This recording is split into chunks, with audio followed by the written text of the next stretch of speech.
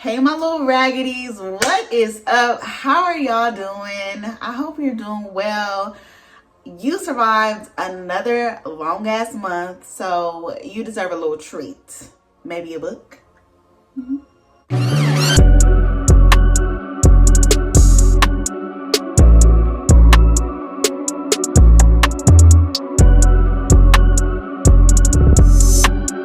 All right, so let's get into today's video. I didn't read that many books this month. I mean, I did, but I didn't. Okay, I read 7 books this month, and I was thinking about like, okay, how can I kind of wrap up this month without being repetitive and mundane?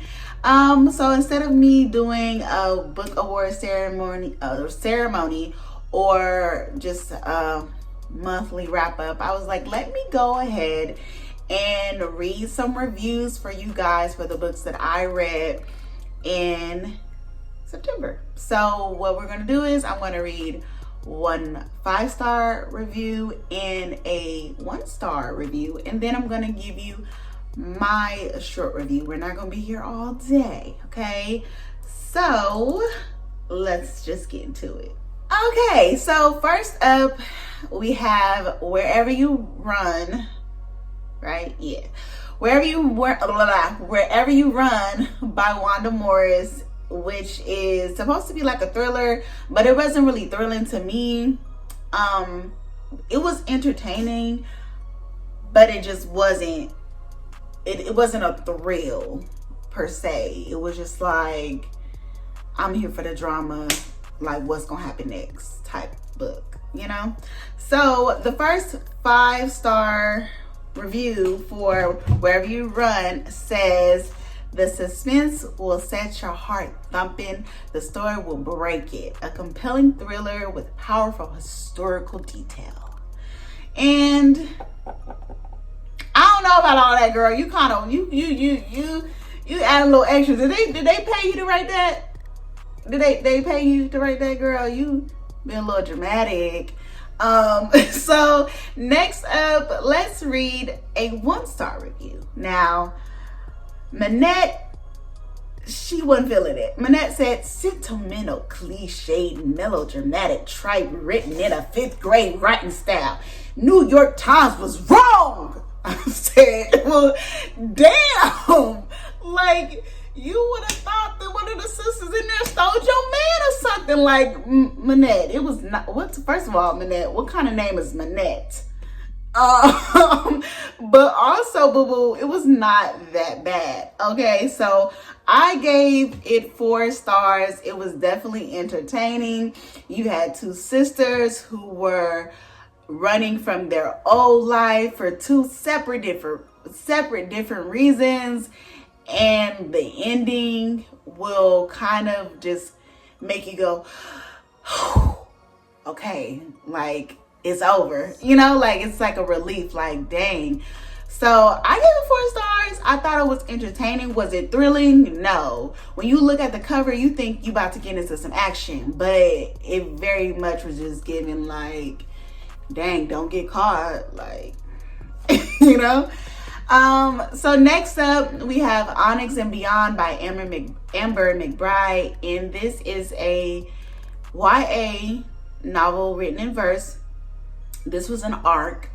I would just make that clear. This was an arc, and it did not have any 1-star reviews. Not that it should, but it didn't have any. So we're gonna start with the 5-star review, and then we're gonna ease on down the road. Okay, so the first 5-star review for this one that I thought was interesting says, this is a really moving MG novel in verse. Though it is historical fiction, it is very relevant today. Dementia, grief, civil rights, family dynamics, accepting support, and more are explored. I wanted to wrap Onyx in a big hug as I followed the challenge in his home and the world at large. And the 3-star review says, this novel in verse follows a young boy in Alexandria as his grandmother passes away and his mother's early onset dementia progresses. I thought the writing of this book was beautiful and the plot was sort of unique, the mother's illness. But as far as the plot went, I found myself just kind of bored most of the time. It makes it hard for me to imagine who I might recommend this book to. Definitely to kids who like novels and verse, but the historical fiction angle felt like a side note and didn't have a lot of depth to attract historical fiction readers. Maybe a good read-alike, or other words for home. Maybe a good read-alike or for other words for home? What that mean? Is that a book title? Other words for home? Abigail, girl, what you talking about? I would have to agree. I gave this book 3 stars because while the original premise of the story was very unique and interesting, I was like, dang, like his mama got dementia, like that's sad, you know, but it was a little boring. I can't front Lil Onyx. It was given very much snooze fest. Yeah, so but it's not for me, it's for kids, so somebody little snotty nosed kid might like it, you know. So next up we have A Mass of Flies by Matthew Loines. And Matthew is probably going to become like an auto-buy author for me. I am currently reading another one of his books. I can't remember the title off the top of my head. It's called In a Black Hole or In a Dark Hole. Something in a hole. Something in the dark. I don't know. But it has the same like horror factors that I saw in A Mass of Flies. So let's get into this book. We're just gonna start with a 1-star review. Miss Paula, she wasn't feeling this. Miss Paula said, this damn book didn't need to be almost 500 pages. It feels like 2 different stories and neither of them got the time they deserve. I wanted it to be over so badly. I would have DNF'd, but I already stopped reading 3 books this month. This was a slog, a drag, and nothing anyone did made any fucking sense. I really hated it. Paula, you baby, if you wanted to DNF, just DNF the book. You came on here venting about your problems and shit. Like, girl, you could have just stopped reading the book, mamas. For real, honestly, truly. So let's go into Sheila's review, which is 5 stars. Sheila says, fast-paced, action-packed, and disgustingly bloody. I had such a great time with this book that it started off feeling like a blood-soaked heist crime adventure and evolved into a bloody supernatural cult horror. The buckets of gore, the moments of dread, the grotesque shapeshifter, and the creepy cult all made for an engaging read that had me hooked throughout. Sheila, yes, my thoughts exactly. I felt the same way. And in my review that I wrote on Goodreads and on Instagram, I thoroughly enjoyed this book. I gave it 4.5 stars. I took a little bit off the edge. I took a little, just a little bit, because I felt like towards 80%, once we got all the revelation that we needed, it started to drag, and I feel like a lot of that extra, stuff could have been chopped off in the editing room, but they just left it in there. I feel like the editors was enjoying the book so much, they should have said, F it, leave it in there. But other than that, the book was really gory and really like descriptive. And I was just like, oh, the teeth of the monster. It was really creepy and scary. So I enjoyed it. I like to be shook a little bit.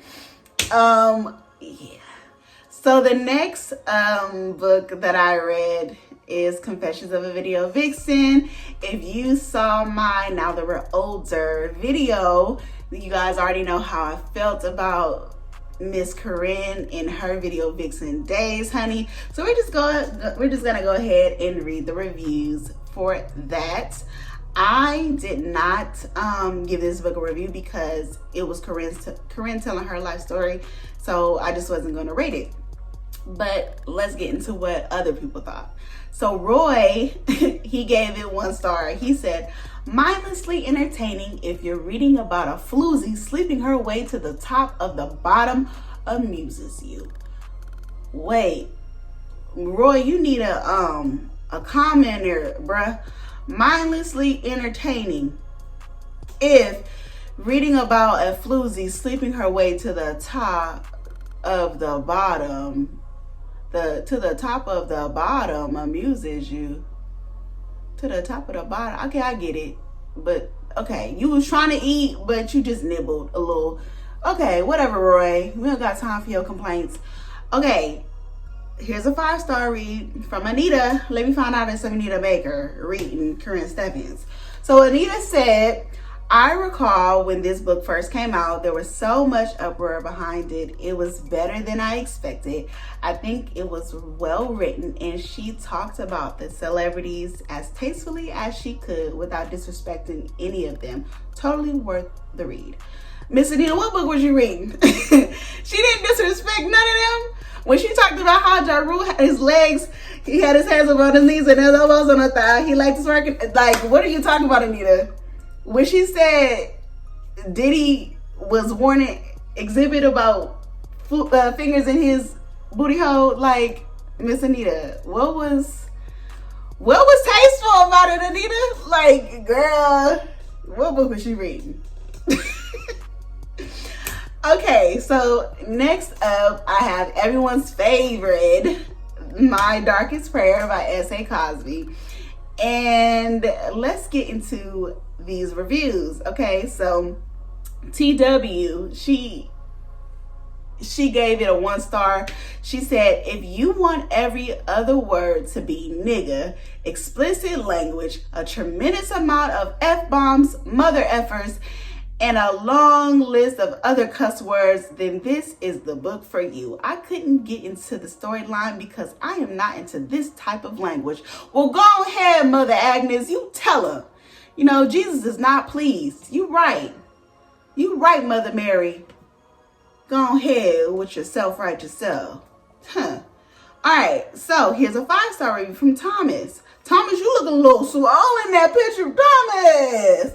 Okay, so Thomas said, a natural born storyteller, Cosby answers our prayer for a down and dirty mystery with this damn fine debut full of unforgettable people where a sleazy preacher uproots a down county southern community when he lands on the mortuary slab. A great read, hopefully the first of many.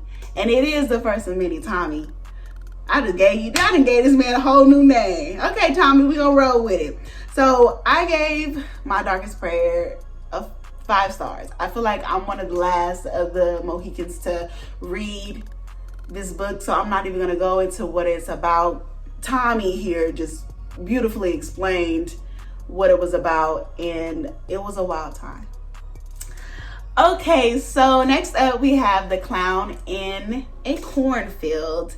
And the book is kind of like a slow burn YA, but as soon as you get to that 8th chapter, it just boom, it kicks off, and it's gory, and it's like a teen slasher. And I was surprised by like the descriptiveness of like the gore, because usually you don't really get that in YA books, but Adam Caesar, he did not hold back at all. So let's get into this 5-star review from Andrew. Andrew says, a heart-pounding thrill ride full of gruesome scenes and teenage angst. This tension-fueled tale of survival horror is a must-read. And I would have to agree, okay? I gave it 4 stars. It's about a young lady and her father who's a doctor. They move into a small town because of grief, and you know, they're meeting all these new town folk, and they're trying to find their groove, but the town got some stuff going on. You know, the adults in the town ain't really feeling the kids of the town, and it's just a crazy time. So let's get to this 1-star review from Nasty Girl. I'm gonna just call her Nasty. Nasty said, the only clown in this cornfield is Adam Caesar.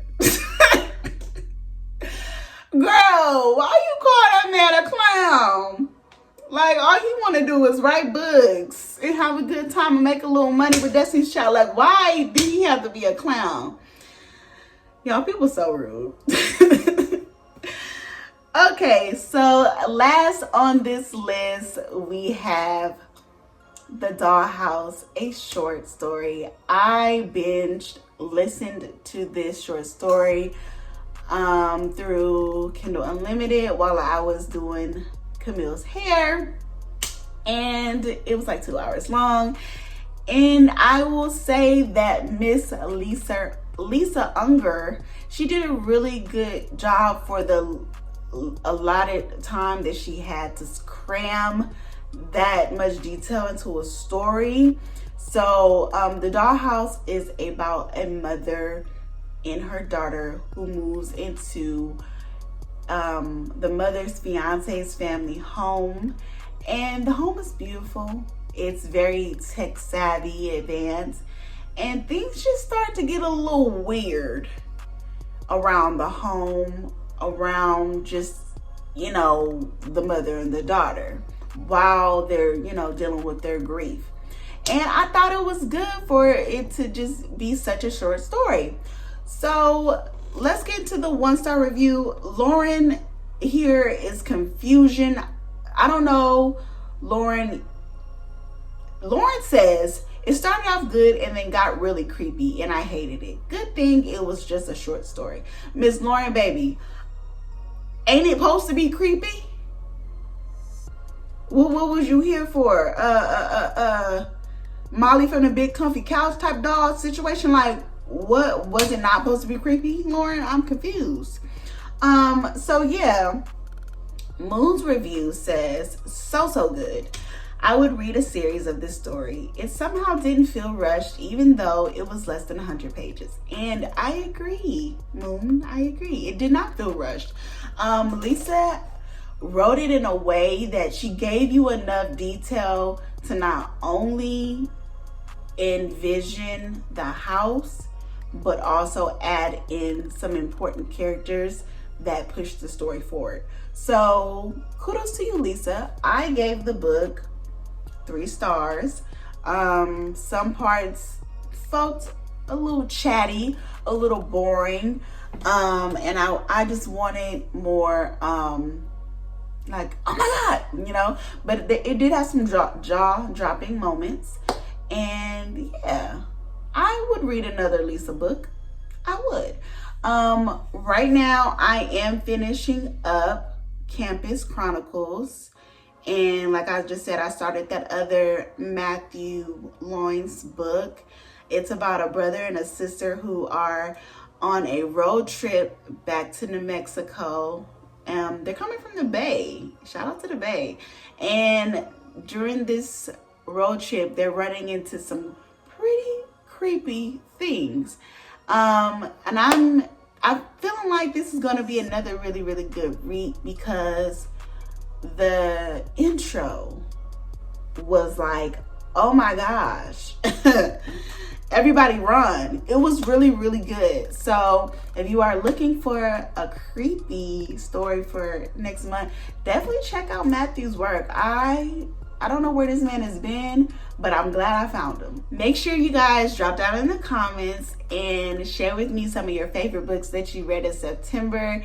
And yeah, thank you for joining me today. Make sure you like this video, share it, comment on it, and subscribe. Hit that bell so you get your little notifications whenever I post. And don't forget to follow me on other social media platforms at Rena.Swan. All right, my little raggities, I will see you guys, I guess Sunday, since we do 2 videos a week now. God damn, like, what is this, cocaine? I'm hooked.